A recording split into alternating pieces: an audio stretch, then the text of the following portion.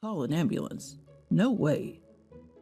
After years, I saw Savannah again. In her arms, she cradled a small child. And if you looked closely, Savannah's belly was significantly swollen. The suddenness of it all brought my thoughts to a halt, but I knew I had to save Savannah and her child as quickly as possible. When I managed to gather my thoughts, Savannah made a certain request. My name is Emily, and I'm 60 years old. Currently, I'm helping my husband Jackson with his work living a fulfilling life. Jackson is a potter. Originally, after graduating from college, I was just a regular office worker. However, a certain event led me to meet Jackson.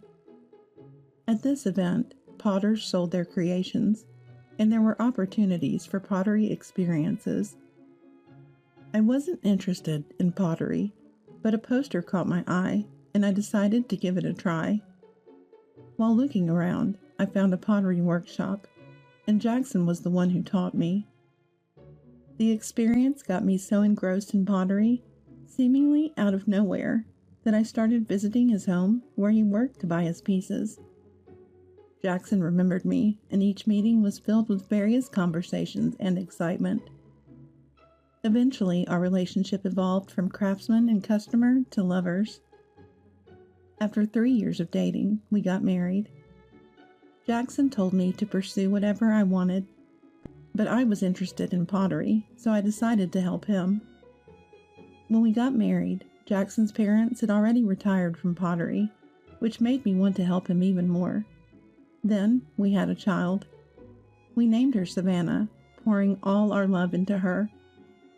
When Savannah was about 3 years old, Jackson and I wanted her to enjoy pottery, so we took her to the workshop, let her touch the creations, and even let her make some. Savannah, showcasing her innate talent, created wonderful pieces. It seemed like she found joy in pottery, happily looking at her own creations. Eventually, Savannah expressed her own desires. "I want to make plates," saying. Seeing her like this made me smile uncontrollably. As she grew, Savannah wanted to take over the family business, brightening our future even more. Jackson had several apprentices over the years, all kind and supportive of Savannah working with us in the future. After graduating high school, Savannah went to college, studying not only pottery, but also world history, culture, and arts.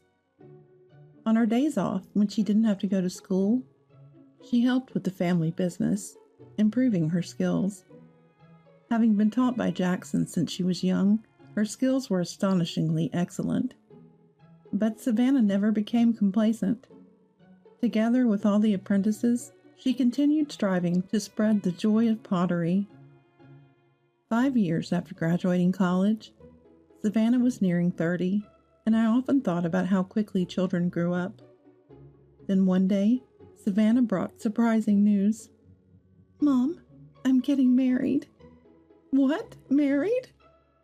The sudden announcement shocked me, and I couldn't help but raise my voice. Savannah had a boyfriend since her college days. I had thought that they would eventually marry if things continued as they were, but hearing it for real left me speechless. The boyfriend's name is Benjamin. He had spoken to me a few times, and I thought highly of him. Savannah then shared the story leading up to their decision to marry. Apparently, the first proposal came around the time she graduated from college. Initially wanting to continue working with pottery at home, she asked for more time. True to his word, Benjamin gave her that time, continuing to propose over the years. Years later, when Savannah felt it was time to make a decision, she happened to see several photos of her friends with their children posted on social media. Seeing her friends happy made Savannah suddenly think that she should get married too. "I realized all my friends were married with kids, and there I was, not even close. After a lot of thinking, I decided I wanted to marry Benjamin." "That's how it was. Well, if that's what you've decided, neither Dad or I have anything to say against it." "Thank you." After accepting Benjamin's proposal, Savannah had some requests for him. Firstly, she wanted to continue working just as before, after marriage, and she didn't want to have children for a while. While it's true she saw her friends with children as happy, she wanted to keep her current lifestyle as much as possible after getting married. Benjamin agreed with her views, and so they decided to marry. However, there would inevitably be many changes from their previous life, and Savannah might find some of them bewildering. Their new home would be very close to ours, and I wanted to support them as much as possible. If you ever have any troubles, come straight to me. Okay, thank you. The sensation of my daughter getting married was novel to me, and when she first told me, it felt surreal. But listening to Savannah, understanding her thoughts and plans reassured me. I hoped she would build a happy family. Yet this marriage would reveal Benjamin's true nature, leading to a crumbling of the happy life we envisioned. Savannah, having left home to live with Benjamin, seemed no different than before, visiting our home almost every day. However, 6 months into their marriage, I was informed they were moving far away due to Benjamin's job transfer. It turns out Benjamin had been warned of a possible transfer before marrying Savannah, but had kept it a secret. I couldn't fathom why he did that, but I guessed he feared Savannah might refuse marriage if she knew. Hearing this, I couldn't help feel distrustful of Benjamin. I wondered if he truly had Savannah's best interest at heart. Are you okay with this? I know it's odd to say, but what about asking for a long-distance job assignment? I wanted to continue my job too and suggested it, but he said he couldn't be without me. Since he's always accommodated my whims, I thought I should listen to his request this time. I see. If Savannah decided so, there was nothing more to say. I refrained from further comment. A few days after Savannah's report, they moved away quickly. The realization that they were truly gone saddened me. The apprentices who had grown close to her also felt the loss, highlighting Savannah's significant presence. Half a year later, as we were living our usual lives, Savannah called. She had given birth to a child, our first grandchild.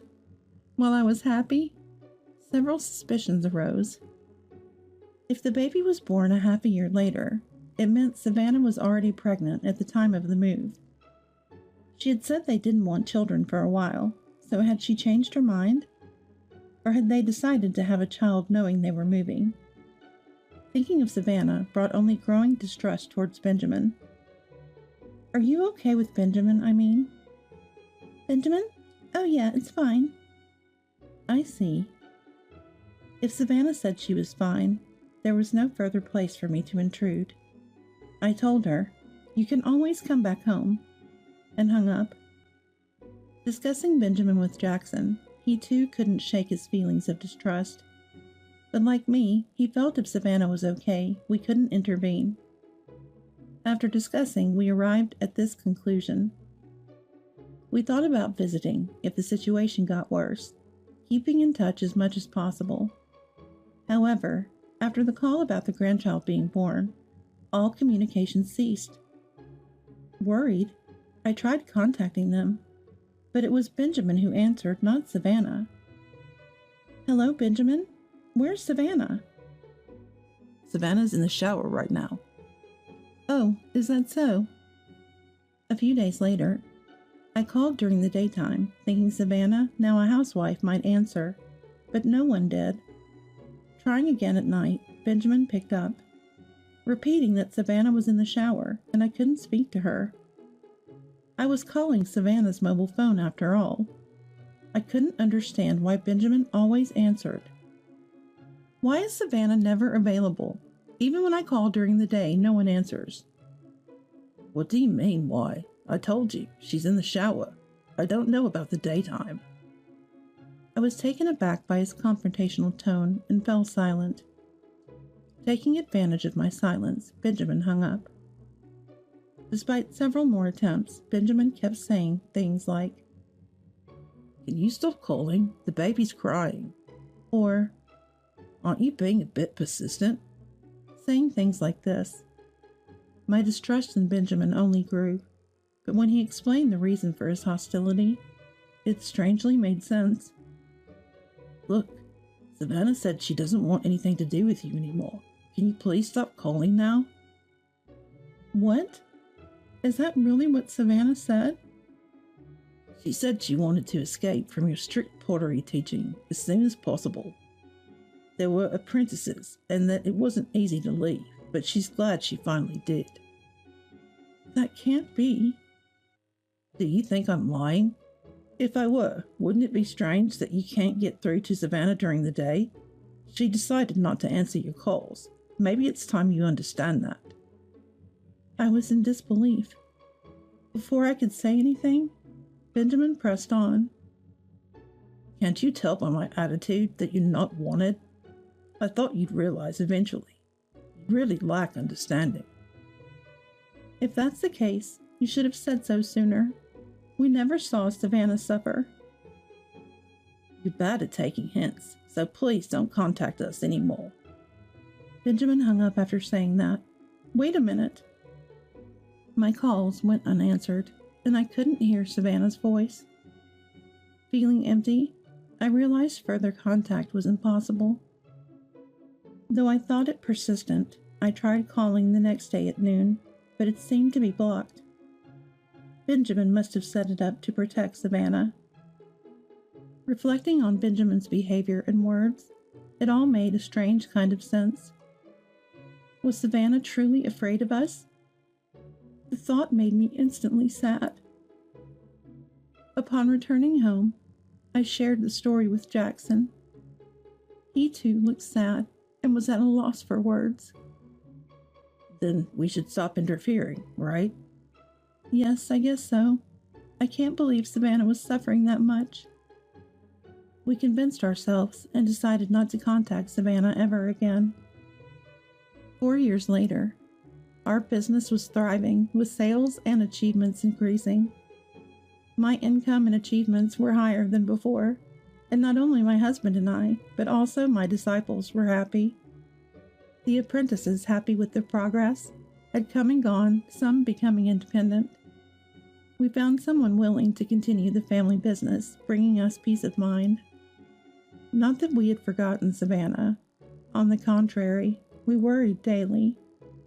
But to avoid frightening her further, we refrained from reaching out. Then one day, an unbelievable incident occurred. It was during a typhoon. The weather was severe, forcing us to close the business for the day. Despite the unfortunate weather, it was nice to spend time with my spouse. As it got darker outside and Jackson and I were sleeping, it must have been around 1 a.m.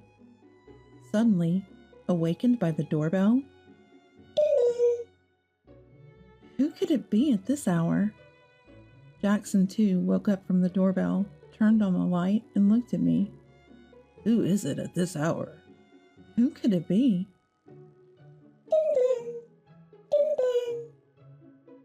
The doorbell continued to ring, and we hesitantly headed to the front door. Bracing himself, Jackson opened the door, and there an unexpected figure stood. Dad? Mom? Savannah? It was Savannah. In her arms, she held a girl, limp and unconscious. Surely our granddaughter. She seemed to be breathing, but was clearly in a dangerous state. And upon closer inspection, Savannah's belly was swollen. Savannah, are you pregnant? Yes, 9 months. The child inside her could be in danger too. We should take them to the hospital before asking any questions. At that moment, please call an ambulance, Savannah pleaded. However, Jackson refused her request. Call an ambulance? No way. Surprisingly, Jackson spoke again to Savannah, this time with a gentle voice. With this typhoon, who knows when an ambulance could get here? I'll drive you to the emergency room. But Jackson had been drinking. Therefore, I prepared the car and took them to the hospital. Upon arrival, they were examined. The diagnosis was severe malnutrition for both Savannah and our granddaughter. Both were admitted to the hospital. Fortunately, the unborn child seemed unaffected. We hoped they would receive treatment and soon be well enough to leave. We decided to wait to hear the full story. Relieved to be at the hospital, Savannah lost consciousness during the examination. I had Jackson bring clothes for Savannah and our granddaughter, while I stayed sleeping by Savannah's side. The nurse would look after the granddaughter. Savannah's face bore signs of fatigue and sleep deprivation. Not knowing what happened since they moved, but it seemed her spirit was heavily taxed, I quietly waited for her to wake. Around 11 a.m., Savannah woke up. "Mom?" "Savannah." She seemed to have slept well, her complexion slightly better than the day before. Still, we couldn't let our guard down. I called a nurse to inform them that Savannah was awake. After the doctor's examination and returning to the room, I softly asked Savannah, "Savannah, are you okay?" I knew she wasn't fine, but I wasn't sure how to start the conversation without scaring her. Speaking gently, Savannah smiled weakly and replied, "Yeah, I'm okay. Thank you." "That's good. I'm sorry for startling you." "Don't be sorry. I was surprised." "But you're not a bother at all." Savannah didn't seem afraid of me at all. In fact, she appeared relieved. We continued our conversation as I helped her back into bed. Before being Benjamin's wife, she was my and Jackson's daughter. After all, as a parent, why did she come to my house in such a terrible state? Many questions about her terrible state and her late-night visit lingered, but I felt it best not to pry too much. I decided to wait until Savannah was ready to talk. Even if she never spoke about it, I wanted to respect her feelings. A few days later, Savannah had fully recovered, her smile seemingly brighter. The awkwardness of our reunion faded, and I felt relieved she was opening up to us. One day, as Jackson and I approached Savannah's room, she looked serious. I tried to interact with her as usual, wondering what was wrong. Despite her usual smile, something was different. Concerned, I listened to Savannah with a grave look said, "Can I talk about what happened after we moved?" Surprised, Jackson and I realized Savannah was ready to share. "Yes, we'd like you to talk, if you're comfortable." "Okay, thank you." After hearing our responses, Savannah began to share her story. It was unbelievable. Apparently, Benjamin was a terrible man. He had proposed, and at first she had accepted. Having been lovers for many years, she thought she knew everything about Benjamin, but Savannah came to know his true nature only after getting married. Benjamin was extremely possessive, always wanting her to only have eyes for him. He made her cut off all her friendships, didn't allow her to work, and forbade her from leaving the house. Her mobile phone was confiscated, and she was completely cut off from the outside world. The last contact she had before her phone was taken away was when she messaged me about the birth of her child. So why didn't she reach out for help? She thought it wouldn't be possible to get help. It seems Benjamin had convinced Savannah that we all hated her, that she could only rely on him. Shocked by these words, Savannah became too afraid to talk to us. There were various other restrictions in her daily life as well. She wasn't allowed to get proper sleep, was only allowed one meal a day, which was just a piece of bread. Even the use of the shower and the toilet was restricted to certain times, and those were the only times she could leave her room. Although I have never been in such a situation, just hearing about it was enough to understand how trapped she felt. The reason she managed to escape was because she saw her child lying weakly beside her. Since the birth, her child had been forced to live a far from decent life. She realized it was her lack of courage that led to this lifestyle.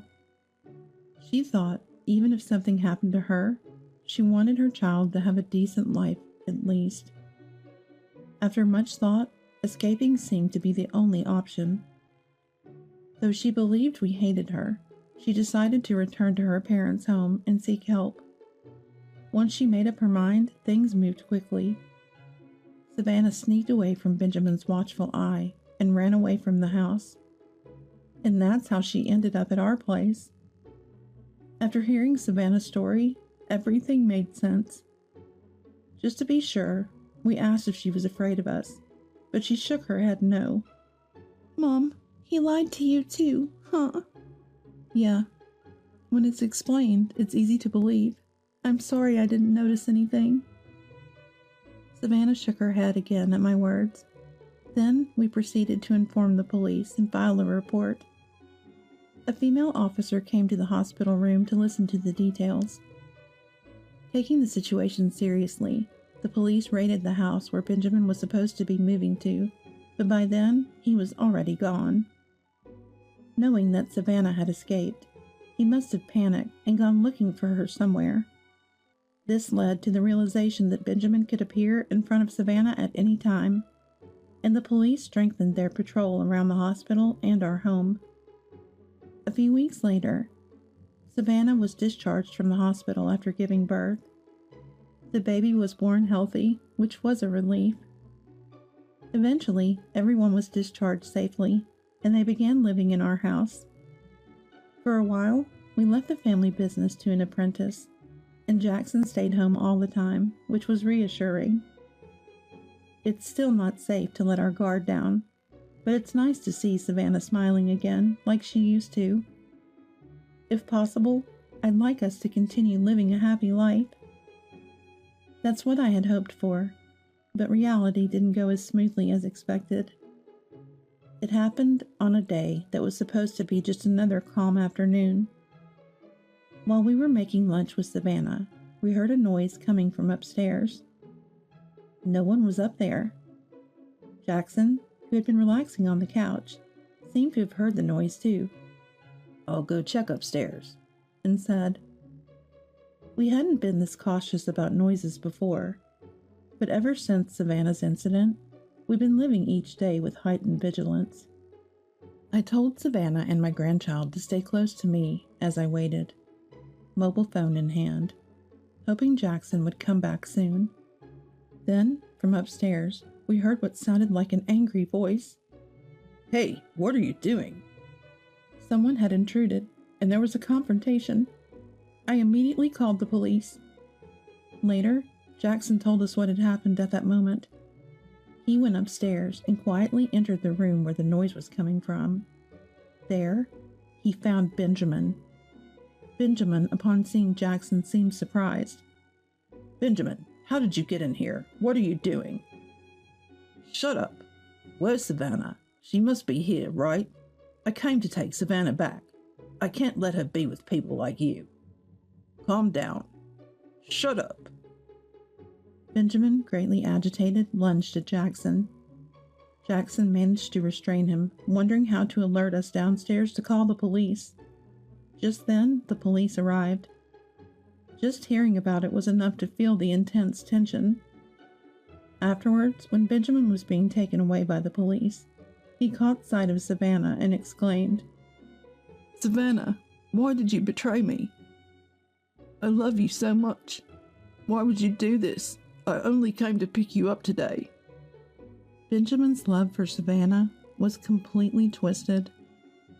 Thinking about Savannah having to endure that kind of love was heart-wrenching. Glancing at Savannah, she had a sad look on her face. Then Benjamin was rearrested for kidnapping, breaking and entering, and carrying a knife with the intent to harm me and Jackson, among other charges. It's hard to know what led Benjamin to express his love in such a distorted way, but I suspect it had something to do with his childhood. However, I heard that Benjamin's parents had passed away. What happened to Benjamin is something that only he might know now. Months later, Benjamin was convicted and sent to prison. This should keep us safe for a while. But given Benjamin's obsession, he might look for Savannah after his release. So we've been discussing as a family what to plan before that happens. For now, we're living happily in our home. Savannah has even taken up pottery, spending time in the workshop creating when she feels like it. My grandchild, initially wary, has now opened up, spending time playing or helping Savannah with her pottery. Despite the long periods we were apart, being together and seeing everyone's smiles is what makes me happiest. It warms my heart and makes me appreciate the beauty of family all over again. My only wish now is to keep everyone's smiles safe.